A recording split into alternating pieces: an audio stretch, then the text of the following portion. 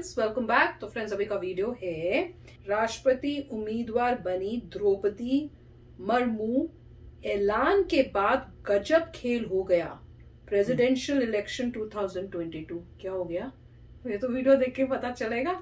तो वीडियो शुरू करते हैं। वीडियो शुरू करने से पहले अगर आप चैनल पर नए हो और आपने अभी तक सब्सक्राइब नहीं किया है तो जल्दी से पहले सब्सक्राइब के बटन और बेल आइकन को क्लिक कर लो ताकि आपको हमारे सारे न्यू वीडियोस के नोटिफिकेशन मिल जाएं जैसे हम अपलोड करें। अगर आपको वीडियो पसंद आता है प्लीज लाइक एंड शेयर। चलिए शुरू करते हैं। द्रौपदी मुर्मू को एनडीए ने अपना राष्ट्रपति उम्मीदवार बना दिया है। अगर द्रौपदी मुर्मू जीत जाती हैं, तो वो भारत की पहली आदिवासी और दूसरी महिला राष्ट्रपति बन जाएंगी। इससे पहले द्रौपदी मुर्मू झारखंड की पहली महिला और आदिवासी राज्यपाल थीं। द्रौपदी मुर्मू को राष्ट्रपति बनाना भारत के इतिहास में एक बड़ा पड़ाव साबित हो सकता है। जानकारी के लिए बता दें कि पिछली बार के राष्ट्रपति चुनाव में बीजेपी ने बिहार के तत्कालीन राज्यपाल रामनाथ कोविंद को अपना उम्मीदवार बनाया था और इस बार झारखंड की पूर्व राज्यपाल द्रौपदी मुर्मू को। आपको बता दें कि जैसे ही द्रौपदी मुर्मू के नाम का ऐलान किया गया, देश की राजनीति में बड़ा खेल हो गया। एनडीए ने जैसे ही द्रौपदी मुर्मू को राष्ट्रपति पद का उम्मीदवार घोषित किया, विपक्ष चारों खाने चित हो गया। आपको जानकारी के लिए बता दें कि विपक्ष की तरफ से यशवंत सिन्हा को राष्ट्रपति पद का उम्मीदवार बनाया गया है।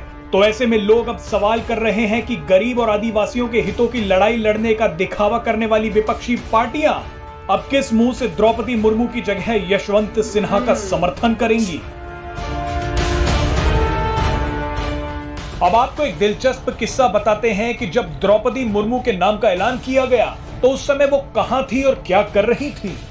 21 जून की देर शाम बीजेपी अध्यक्ष जगत प्रकाश नड्डा ने जब राष्ट्रपति चुनाव के लिए एनडीए के प्रत्याशी के तौर पर द्रौपदी मुर्मू के नाम की घोषणा की तो उस समय द्रौपदी मुर्मू नई दिल्ली से करीब 1600 किलोमीटर दूर ओडिशा के रायरंगपुर में अपने घर में थीं।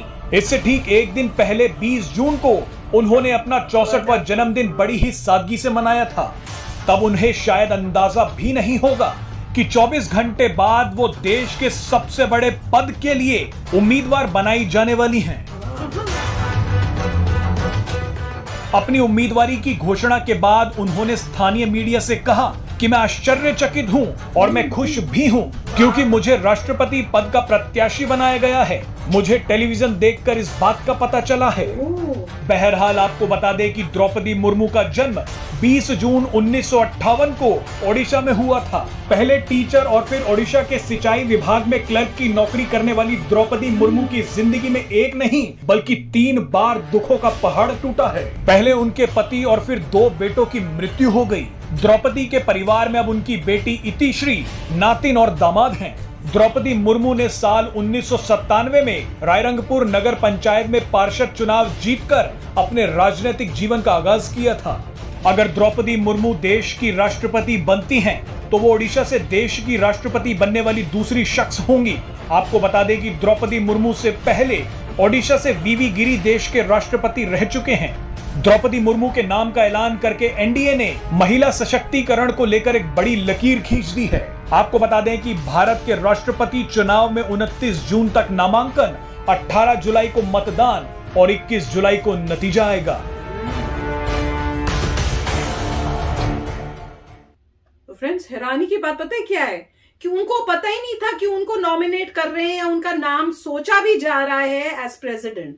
वो अमेजिंग है कि आप क्या मैं कब सोच भी नहीं सकती कि बिना उनसे पूछे या उनको बताए ऐसे नाम नॉमिनेट होते हैं। ये मुझे पता ही नहीं था। मुझे लगा था कि पहले आप बात करते होगे, उनसे पूछते होगे कि आप इंटरेस्टेड हो, हम आपका नाम जो है इस टाइप से सजेस्ट करेंगे। मुझे तो ये लगता था कि ये प्रोसीजर होगा। नहीं, उनको मतलब कुछ आइडिया जरूर होगा।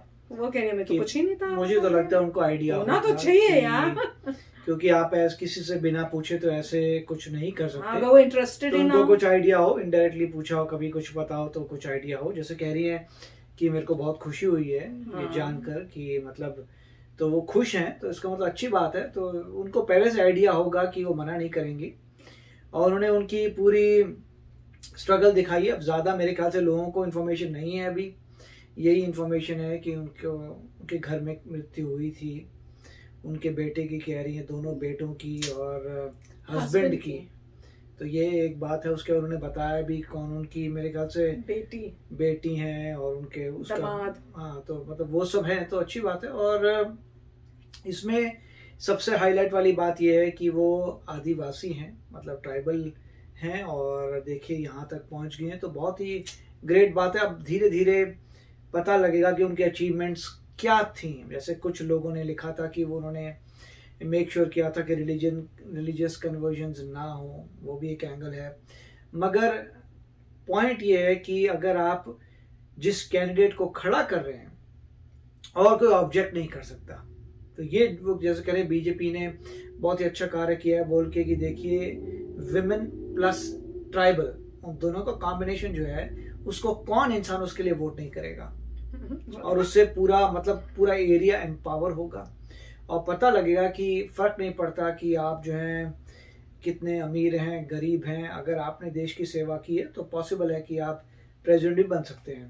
बिल्कुल। और क्योंकि पॉइंट ये होता है कि अगर आपके पेरेंट्स का पैसा है तो आप जैसे ही पैदा होते हैं अच्छे स्कूलों में जाते हैं तो आप ज़्यादा स्ट्रगल देखते नहीं हैं। बस हाँ, वो स्ट्रगल मतलब आपको पढ़ाई लिखाई करनी है, मगर आपको फैसिलिटी सब मिल रही है, आपको फैसिलिटी मिल रही है, आपको समय ठीक तरह से यूटिलाइज करना है और फिर आगे बढ़ना है। मगर अगर ट्राइबल्स हैं तो उनके तो वो भी नहीं है, राइट। उनको अपने रास्ते बनाने हैं, अब मतलब उसके लिए बहुत इनोवेशन चाहिए। तो मेरे ख्याल से इसी पे फोकस है और मेरे ख्याल यही बीजेपी भी बता रहा है कि, और जब ये तो ठीक है कि प्रेसिडेंट के लिए वो बता रहे, मगर जब वो अवार्ड्स देते हैं उसमें भी उन्होंने दिखाया, पद्मश्री जो पद्मा अवार्ड्स जब मिलते हैं तो उन्होंने ये भी दिखाया कि हम आपको ऐसे लोग लेके आएंगे जिसके बारे में आपने कभी सुना नहीं है, मगर उन्होंने सबसे ज्यादा कंट्रीब्यूट किया देश के लिए। पहले आते थे सारे मतलब बहुत ही पॉपुलर लोग, अब जो है पॉपुलर आ रहे हैं, उतने ज्यादा नहीं आ रहे, मगर मेन ये लोग जो है एक्चुअल जिन्होंने ट्रू मेहनत की है, जिनको पता भी नहीं कि पद्मा नाम का कोई अवार्ड भी होता है, उनको जो मिल रहा है दैट इज ग्रेट। तो मेरे ख्याल से बीजेपी जो है अच्छा एग्जाम्पल सेट कर रहा है पद्मा अवार्ड्स में, और यहाँ पर भी दिखा के कि जो वाकई ही बनना चाहिए वो इस टाइप के कैंडिडेट्स हैं जो वाकई बनने चाहिए इंडिया के, जो नीचे से उठ के आ रहे हैं। हाँ, मतलब ये देखो कि वो जिसने कोई उसको हेल्प नहीं मिली बंदे को, स्ट्रगल कर करके जो बंदा इतना ऊंचा आ गया उसको बहुत कुछ नॉलेज है लाइफ में। ये बोल रहे हैं बनने को तो ठीक है, मतलब कोई जैसे मैंने कहा था अमीर खानदान में पैदा होता है कोई प्रॉब्लम नहीं है, या मिडिल क्लास फैमिली में होता है तो भी आपको चीजें मिली जाती है, मगर जो बहुत ही ट्राइबल है उसके लिए यहाँ तक पहुंचने में उसे कितनी मतलब मेहनत करनी पड़ेगी। तो वेरी नाइस टू सी। बहुत ही अच्छा, मतलब कहूंगी कि बहुत ही अच्छी एक चॉइस की है, सोच भी नहीं सकते थे, कमाल ही कर दिया। तो चलो फ्रेंड्स चलते हैं, मिलेंगे नेक्स्ट वीडियो में बहुत ही जल्द। Till then take care and bye bye. तो अगर आप मेरे इस चैनल पे नए हो तो जल्दी से सब्सक्राइब के बटन को हिट करो और बेल आइकन को क्लिक करो ताकि आपको मेरा जब नया वीडियो मैं लगाऊं आपको उसके बारे में जल्दी से पता चल जाए।